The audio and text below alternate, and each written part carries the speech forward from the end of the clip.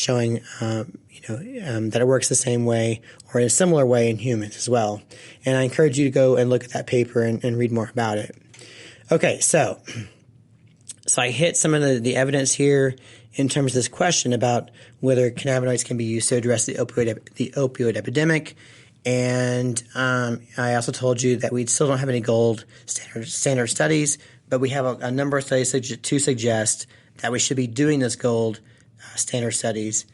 Now, I also told you that some people suggested that cannabinoids would make the opioid use disorder worse.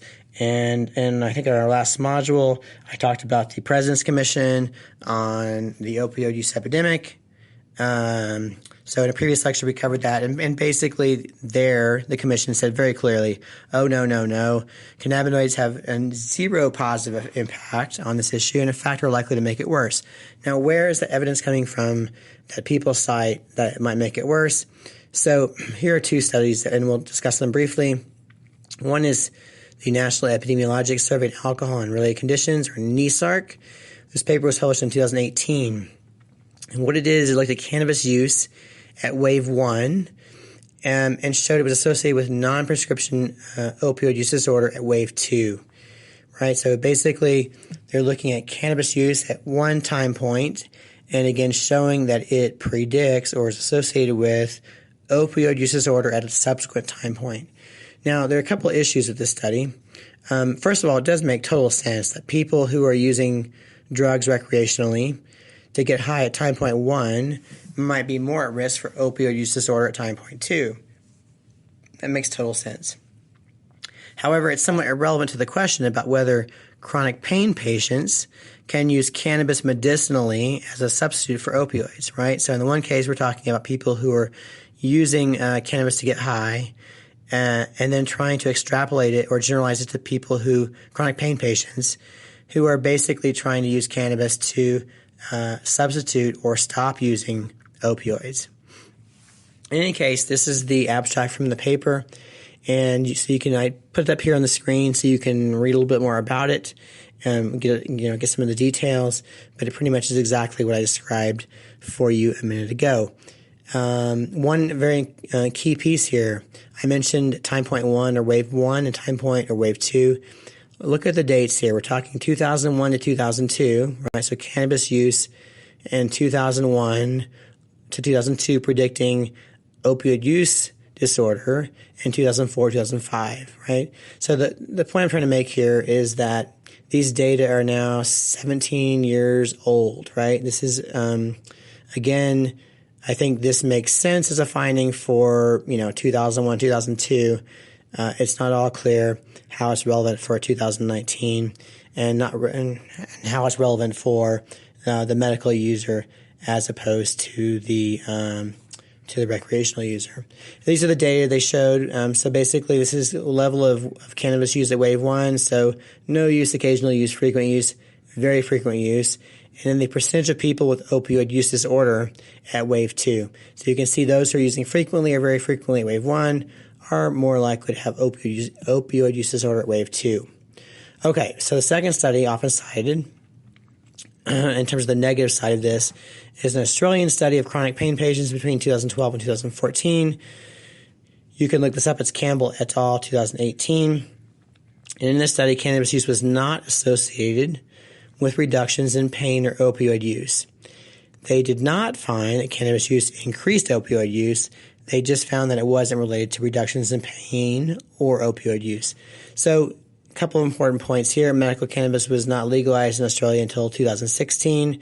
So in 2012, this was still black market illegal cannabis. It's not clear, what the dose was that was used, what the route of administration was. It's unlikely there was any cannabidiol in it, and unlikely that it was an oral formulation in the form of, edible or pill form. Here's the abstract from that study, so you can read more about it on the screen here, and it gives you some important details in terms of the characteristics of the sample and the findings. All right. So I just wanted to make sure that we represented the negative side of this as well. And so what are some hypothetical mechanisms in terms of, if if we assume there might be something going on here in terms of a positive effect, how might that work? Well, some have speculated that there might be some synergism in terms of the CB1 receptor and the OPRM1 receptor. So between the CB1 and the mu receptor, which is what this is, maybe that there's some synergy there that enhances the effect of the opiate, and hence that's where we get our opiate sparing effect.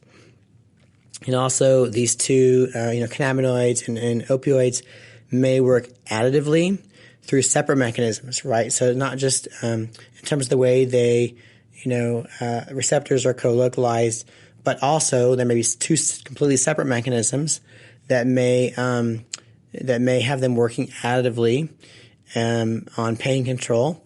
There also is a possibility that there are other things and more indirect mechanisms. So maybe cannabinoids work by reducing withdrawal, right? That could be obviously very helpful and beneficial. Maybe cannabinoids are reducing anxiety. Maybe they're reducing craving. And also they may work by enhancing sleep or through other indirect mechanisms. So there's a variety of hypotheses then about how cannabinoids may be useful in this context of opioids. Okay, so in summary, there are data suggesting cannabis products can be effective in the treatment of pain. There are data suggesting that people are already using cannabis to treat pain and to reduce opioids. And there are prescription studies suggesting these effects actually lead to reductions in opioid use. Clearly, it's time for a clinical study on whether cannabis products can address opioid misuse.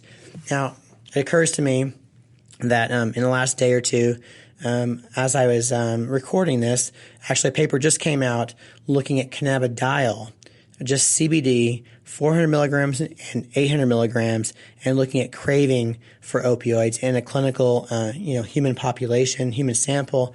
This is by Yasmin Hurd, and finding that cannabidiol actually does seem to have an impact by itself in terms of reducing craving and some other measures related to opioid use disorder. And so I am planning on including some up-to-date slides at the very end of this course to sort of bring you up to date at the very last minute stuff. But I want to throw that in there into the summary just so you know that there also is some evidence to suggest that cannabidiol might be useful. And of course, nobody's really looked at the combination of cannabidiol and THC yet, in a gold standard study. And even the study I'm talking about is a smaller study. It's more an indication that we should be doing larger gold standard trials, both with CBD as well as the combination of THC and CBD. Okay, thank you.